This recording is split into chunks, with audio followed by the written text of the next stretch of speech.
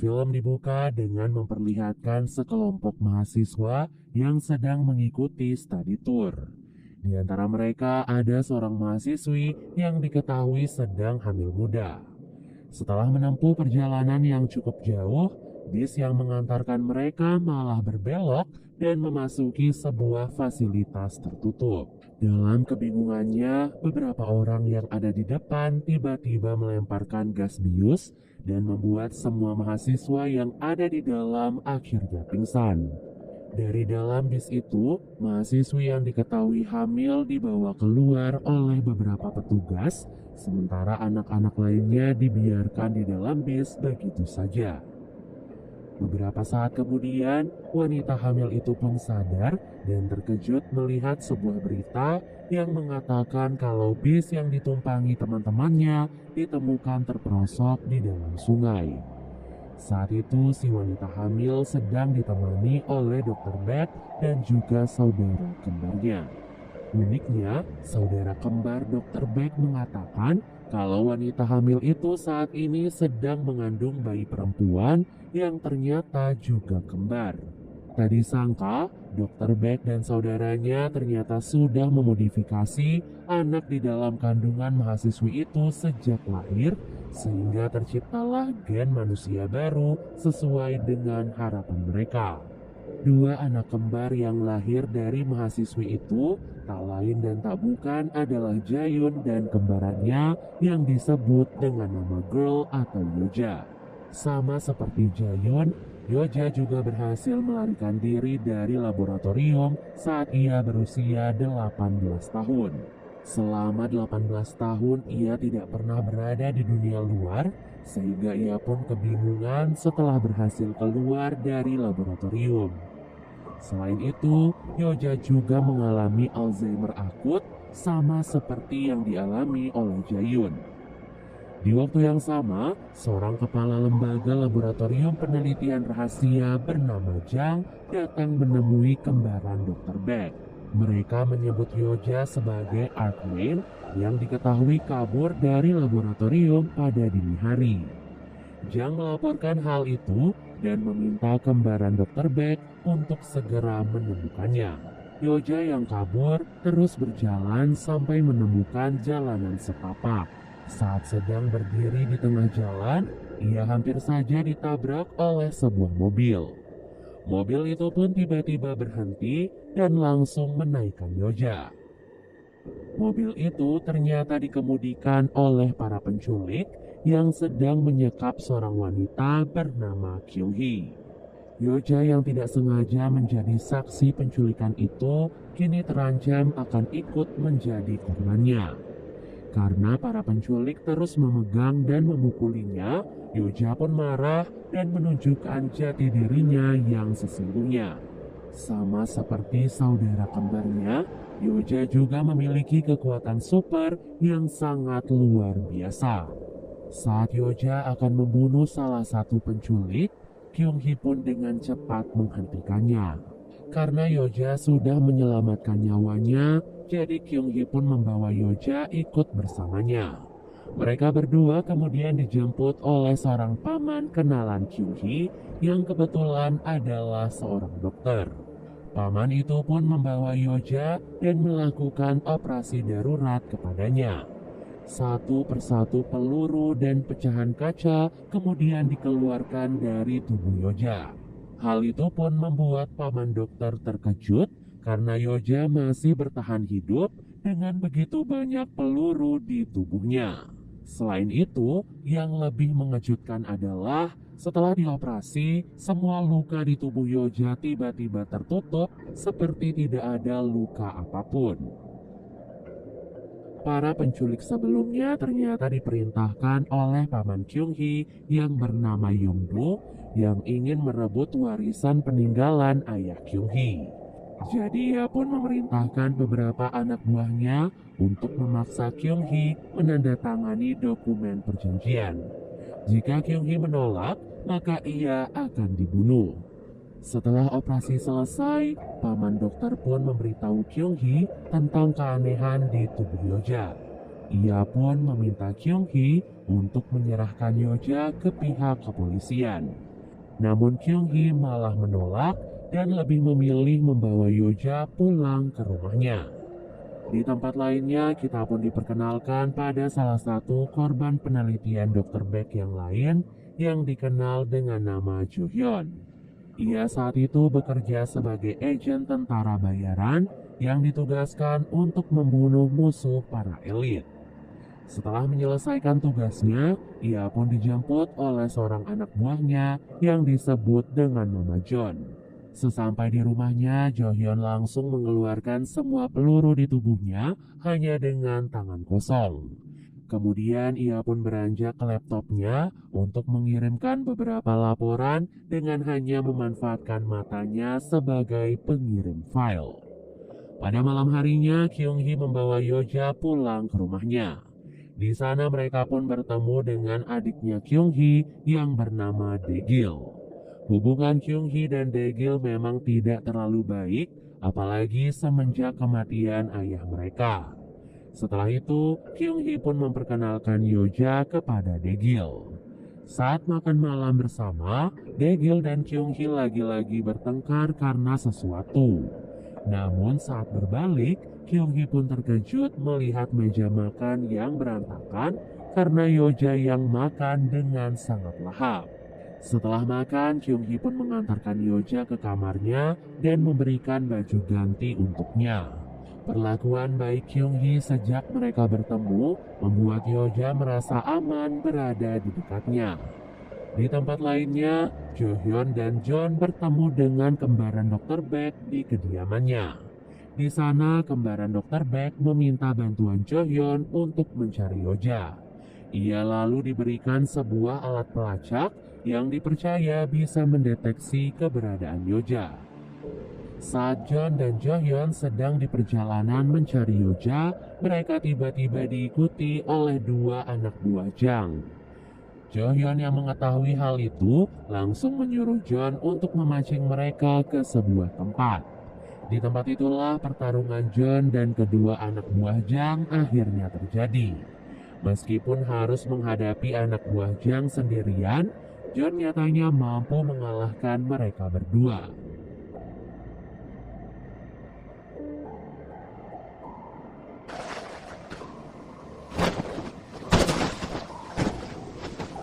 Pada malam harinya, saat penyakit Alzheimer-nya kambuh, Yoja melihat kedatangan beberapa mobil ke rumah Kyung Hee. Mobil itu ternyata dikendarai oleh Paman Donggu yang datang bersama para anak buahnya. Sesampai di sana, Kyung Hee langsung pasang badan untuk melindungi harta warisan mendiang ayahnya. Dengan santai, Paman Donggu bertanya di mana surat-surat warisan ayahnya dan di mana orang yang telah menghajar para anak buahnya tempo hari. Daegil dari dalam tiba-tiba mengamuk sambil membawa tongkat baseball dan berusaha menyelamatkan kakaknya.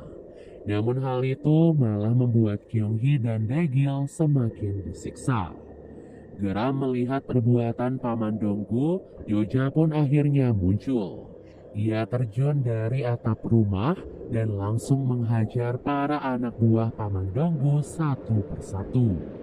Mulai dari melemparkan tubuh mereka dengan tangan kosong sampai menendang sebuah mobil untuk menyerang anak buah yang lain. Paman Donggu yang melihat hal itu tentu saja sangat terkejut. Ia bahkan tak bisa menggerakkan tubuhnya meskipun Yoja menodongkan pistol ke arahnya. Kyung Hee yang ada di sana segera menghentikan Yoja dan menyuruh Paman Donggu untuk segera pergi. Setelah kejadian itu, Daegil merasa sangat takjub dengan kemampuan Yoja. Ia pun berpikir kalau Yoja mungkin adalah manusia super atau alien. Di sebuah pemakaman, Jo Hyun yang sedang berziarah tiba-tiba dihampiri oleh Jang. Jang mengaku sengaja mengirim anak buahnya untuk menyerang Jo Hyun kemarin karena ia kesal pada kembaran Dr. Beck yang juga menyuruh Jo Hyun untuk menangkap Yoja. Hal itu sama saja seperti kembaran Dr. Beck tidak percaya pada kemampuannya. Meskipun begitu, kini Jang sudah tidak peduli karena yang terpenting Yoja harus segera ditangkap. Saat Kyung-hee sedang berkunjung ke klinik paman dokter, ia tiba-tiba dihampiri oleh Jo-hyun. Di sana, Jo-hyun mengingatkan tentang betapa bahayanya gadis yang sekarang tinggal bersamanya.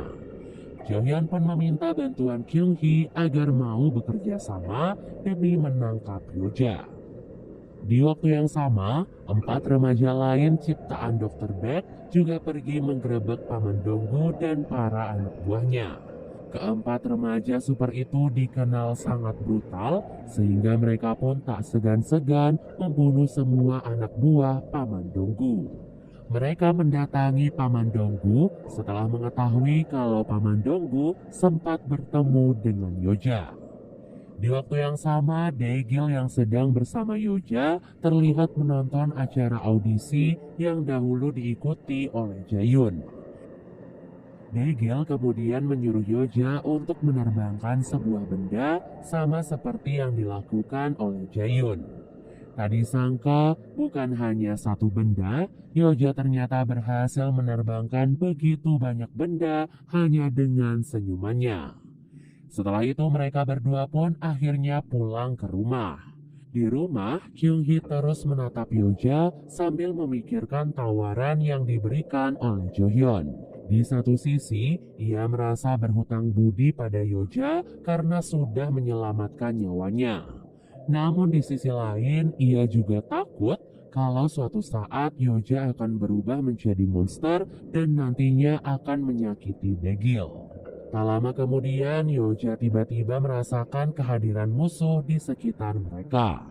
Dari arah kejauhan, Jo-hyun dan John ternyata sudah bersiap untuk melemparkan bom ke arah Yoja. Sementara itu, 4 remaja super ditemani para anak buah paman Donggu juga sudah sampai di pekarangan rumah Kyung-hee. Kyung-hee dan Daegil kemudian berusaha menghadang mereka semua dan menyuruh Yoja untuk bersembunyi di atap rumah. Tak disangka, paman Donggu saat itu berhasil menembak Kyung-hee diikuti dengan ledakan bom yang dikirim oleh Jo-hyun. Salah satu sniper anggota Jo-hyun kemudian melihat keberadaan Yoja yang terlihat sendirian di atap rumah.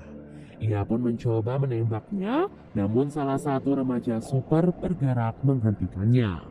Keduanya pun terlibat perkelahian sengit yang akhirnya dimenangkan oleh remaja super.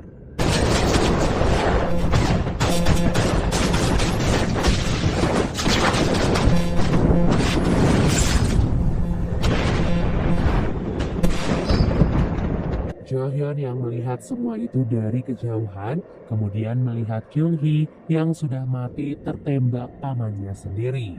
Hal itu pun membuat Jo-hyun merasa bersalah pada Kyung-hee, sehingga ia pun memutuskan untuk menembak paman Donggu.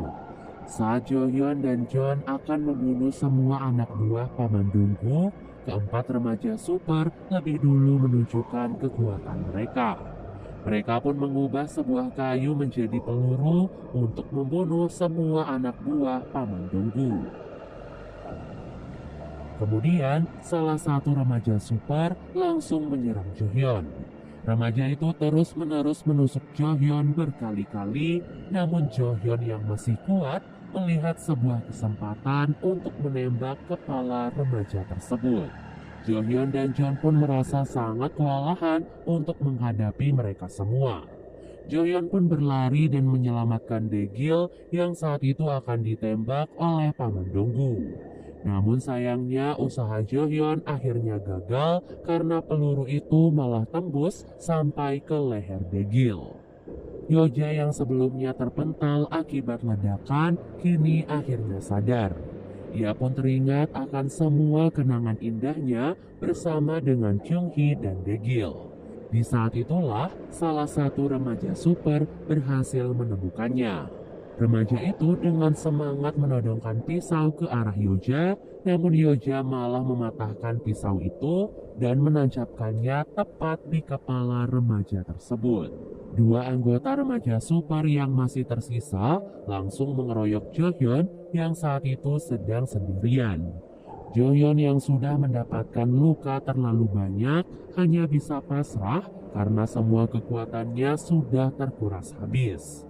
John yang melihat hal itu kemudian mengumpulkan sisa-sisa kekuatannya dan langsung menyerang kedua remaja super dengan satu serangan terakhir.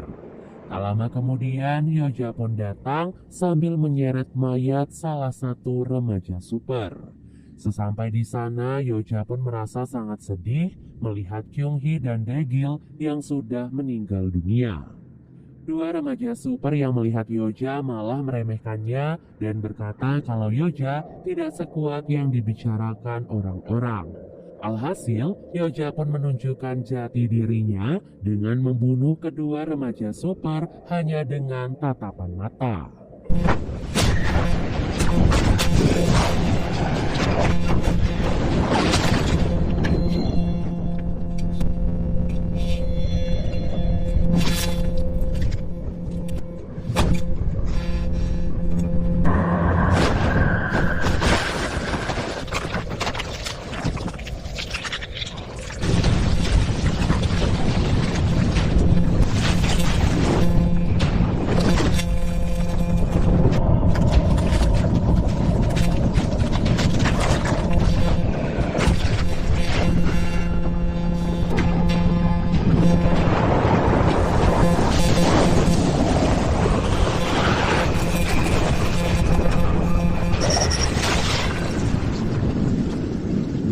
Jadi begitulah cara kerja seorang gadis supranatural yang sangat ditakuti oleh banyak orang.